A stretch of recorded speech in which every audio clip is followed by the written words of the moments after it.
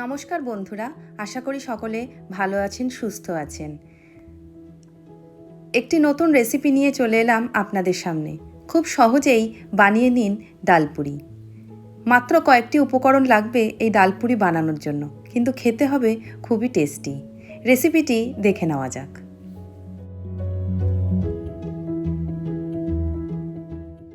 ডালপুরি বানানোর জন্য আমি এখানে ছোলার ডাল ব্যবহার করেছি 200 গ্রাম।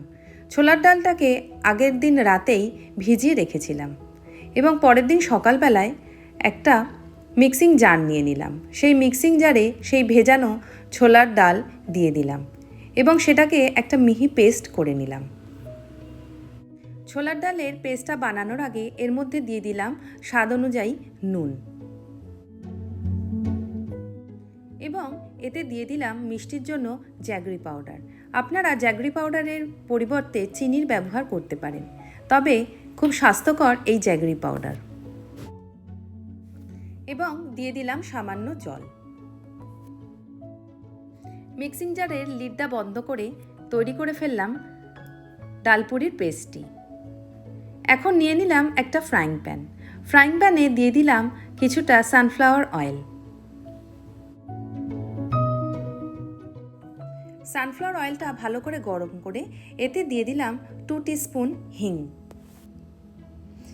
হিংটা খুব ভালো করে ভেজে নিতে হবে। যখন খুব সুন্দর একটা গন্ধ বেরোবে এর মধ্যে পুরো পেস্টটা ঢেলে দেব। 2 মিনিট ধরে লো ফ্লেমে নাড়াচাড়া করলেই তৈরি হয়ে যাবে ডালপুরির পুরটি। পুরটা একদম তৈরি হয়ে গেছে।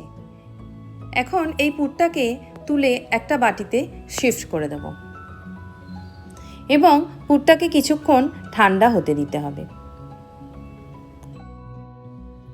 ময়দা কিভাবে মাখতে হয় সে আশা করি আপনাদের সকলেরই জানা আছে, তাই সেই প্রসেসটা দেখিয়ে ভিডিওটা আর বড় করলাম না। ময়দাটা আগে থেকেই মেখে রেখেছিলাম এবং লেচিও করে রেখেছিলাম। এবার একটা বাটির মতন বানিয়ে নিলাম এবং তাতে পুরটা সম্পূর্ণ দিয়ে দিলাম এবং মুখটা ঠিক এইভাবেই আটকে দিতে হবে, না হলে ফেটে যাওয়ার সম্ভাবনা থেকে যাবে। এবং একটা গোল বলের মতন করে নিলাম।